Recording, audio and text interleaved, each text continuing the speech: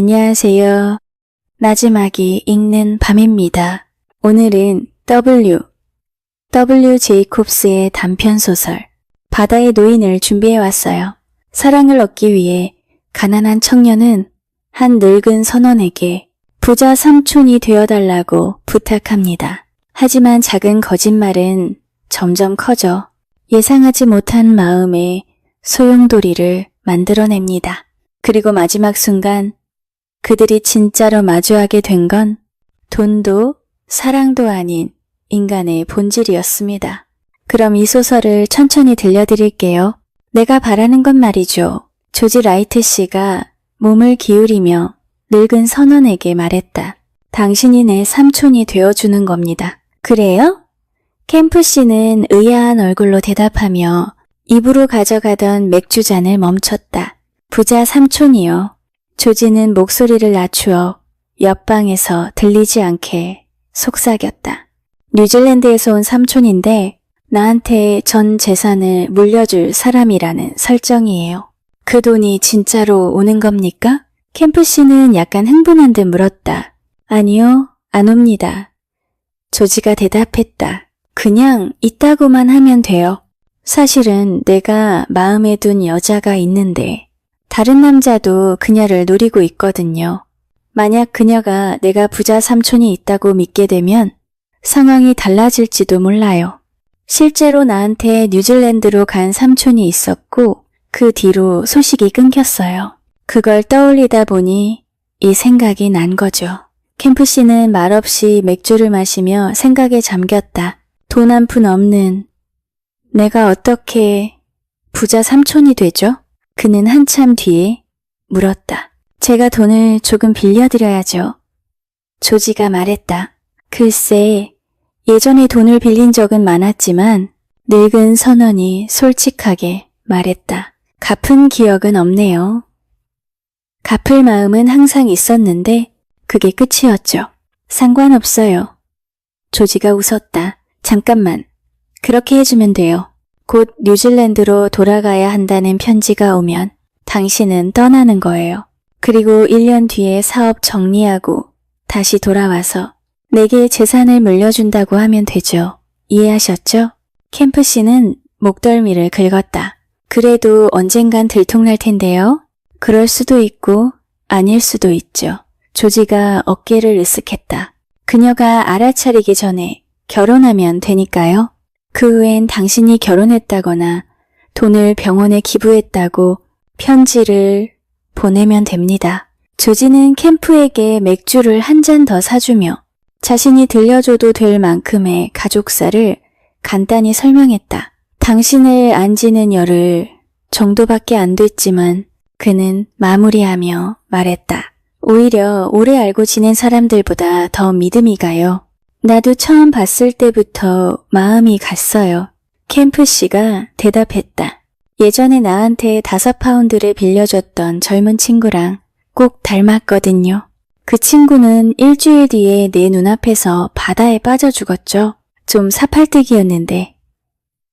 아마 그게 원인이었을 겁니다. 그는 맥주잔을 비우고 조지와 함께 하숙집으로 돌아가 자신의 선한 상자를 가져왔다.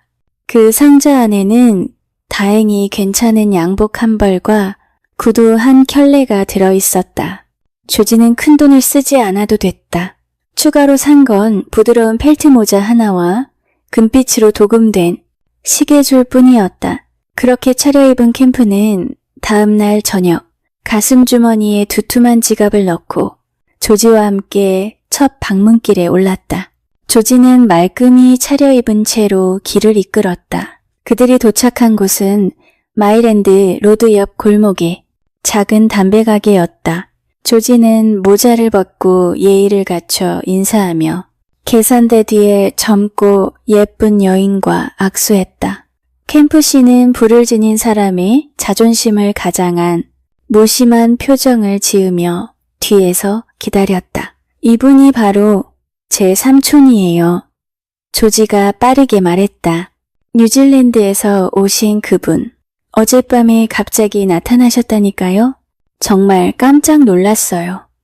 꿈에도 생각 못했죠. 캠프 씨는 굵직한 목소리로 말했다. 안녕하세요, 아가씨. 건강하시죠? 그리고는 의자에 앉으며 시가를 하나 달라고 했다. 그가 시가의 가격이 6펜스밖에 안 된다는 사실을 알았을 때의 놀라움은 거의 분노에 가까웠다. 이걸로 당분간 괜찮겠네요. 그는 시가를 킁킁 맡으며 말했다.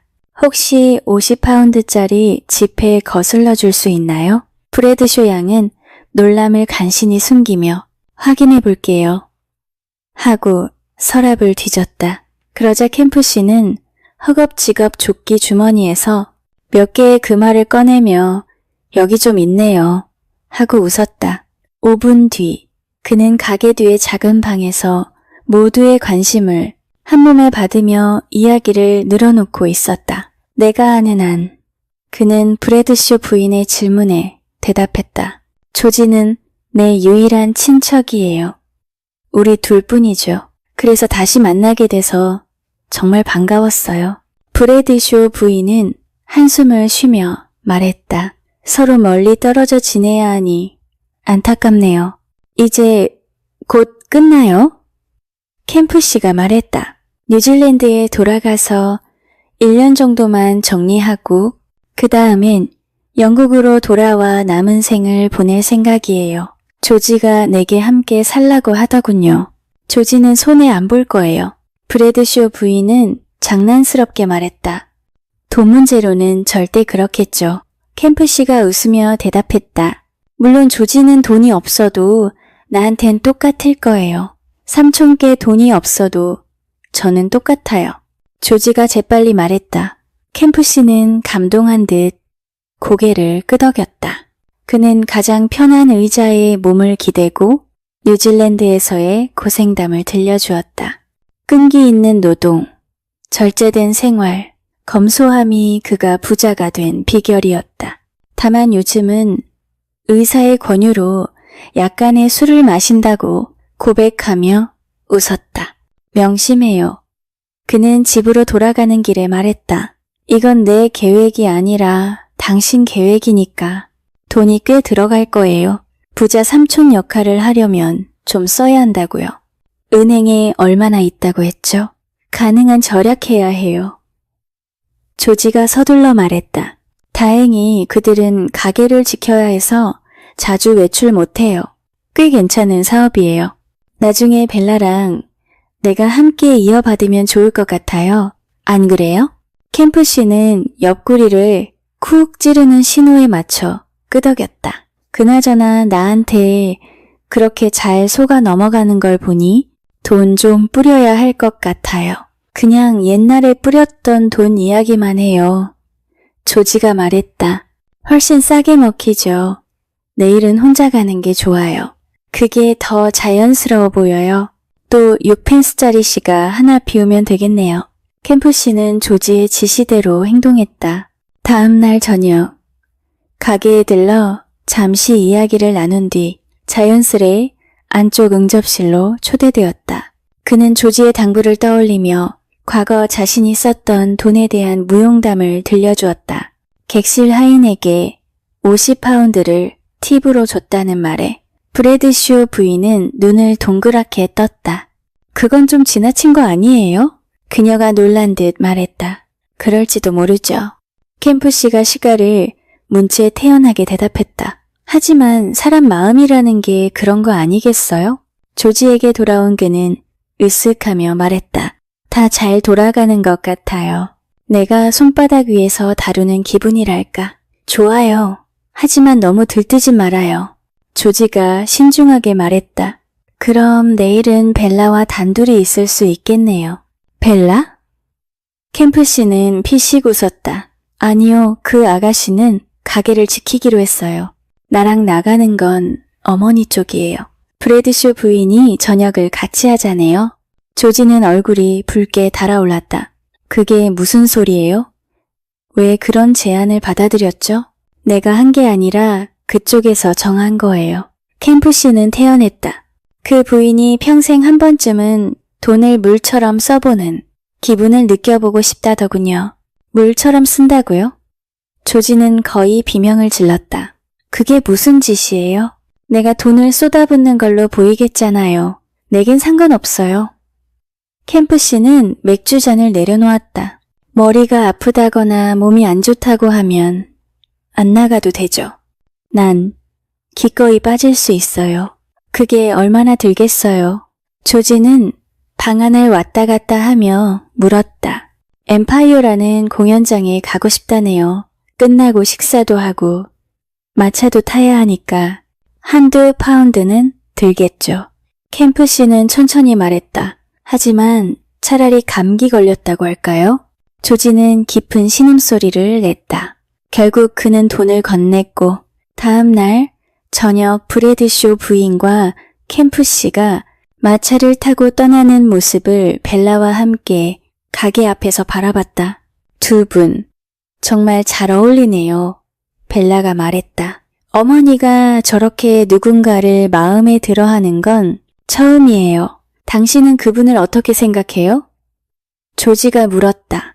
정말 좋은 분 같아요. 저렇게 돈이 많으면 어떤 기분일까요? 벨라가 살짝 웃으며 말했다. 언젠가 나도 알게 되겠죠.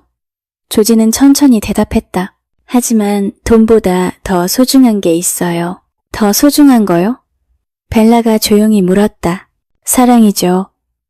조지가 진심을 담아 말했다. 난 부자가 되기보다 사랑하는 사람과 함께 살고 싶어요. 벨라는 그 말에 잠시 고개를 숙였다. 그때 가게 종이 울리고 휘파람 소리가 들렸다. 벨라는 자리에서 일어나 문 쪽으로 나갔고 조지는 얼굴을 찡그리며 방문 너머의 목소리를 들었다. 안녕하세요, 브래드쇼 양. 2펜스로 6펜스짜리 하나 주시겠어요? 장난기 가득한 젊은 남자 찰리 힐스가 들어왔다. 오늘은 어때요? 잘 지내요? 그가 웃으며 말했다. 장난 좀 그만 치세요. 벨라가 웃으며 말하자 찰리는 익숙한 태도로 카운터에 기대섰다. 어젯밤에 당신 꿈을 꿨어요. 너무 끔찍해서 오늘 안 오면 안 될 뻔했어요. 그가 말했다. 무슨 꿈인데요? 벨라가 흥미를 보였다. 당신이 결혼하는 꿈이었어요. 그는 웃으며 말했다. 누구랑요? 벨라가 물었다. 나랑요. 찰리가 능청스럽게 말했다. 식은땀이 다 났다니까요. 근데 저 안에 있는 사람 조지 아닌가요? 맞아요. 벨라가 대답했다. 찰리는 방문을 막대기로 밀치며 말했다. 어이 조지, 몸 좀 좋아졌나? 괜찮아.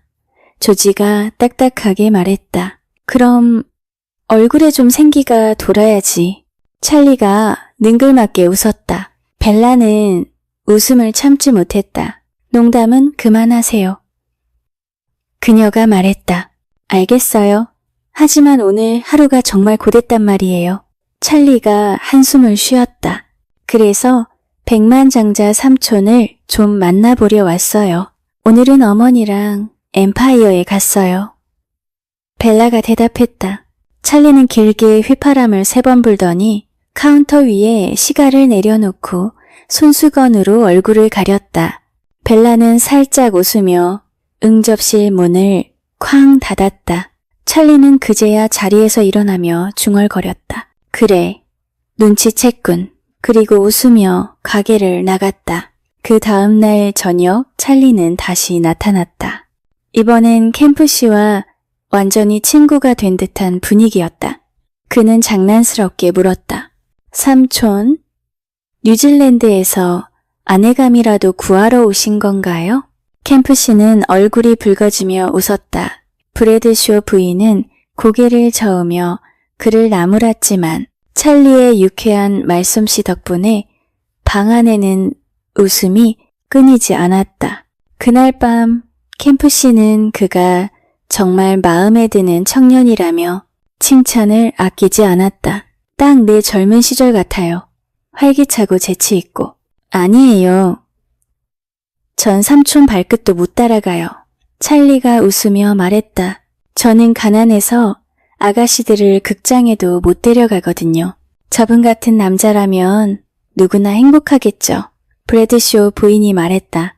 돈을 셀 줄도 모를 만큼 많으니 찰리는 능청스럽게 그 마음 들켰네요. 하고 웃었고 조지는 옆에서 이를 악물었다. 그날 밤 조지는 집으로 돌아오자마자 폭발했다. 도대체 왜 그 자식한테 그렇게 잘해준 거예요? 그 사람도 벨라를 좋아하는 거 모르세요? 캠프 씨는 무심히 말했다. 당신이 시키는 대로 다 해줬잖아요. 이젠 내가 조금 즐겨도 되지 않겠어요? 나 더 이상 떠날 생각 없어요. 이젠 여기서 브래드쇼 부인과 함께 살 겁니다. 뭐라고요? 조지는 말을 잃었다. 그래요. 난 이제 바다에 나가기 싫어요. 늙었잖아요. 편히 살고 싶다고요. 당신은 벨라랑 결혼하고 난 어머니와 결혼하면 되겠네요. 그럼 우리 완벽한 가족이잖아요. 조지는 얼굴이 하얗게 질렸다. 그건 절대 안 돼요. 캠프 씨는 태연했다. 당신이 편지 얘기를 꺼냈잖아요. 뉴질랜드에서 재산을 다 잃었다는 편지를 받는 걸로 바꾸면 되겠죠. 그게 더 자연스럽잖아요. 지금 나한테 돈을 더 뜯어내려는 거예요? 조지가 이를 악물고 말했다. 캠프 씨는 귀를 극적였다. 그건 당신 몫이죠. 조지는 결국 결심했다. 좋아요? 내일 바로 전보를 받는 겁니다. 급히 귀국하라는 내용으로요. 그걸 전하고 떠나세요.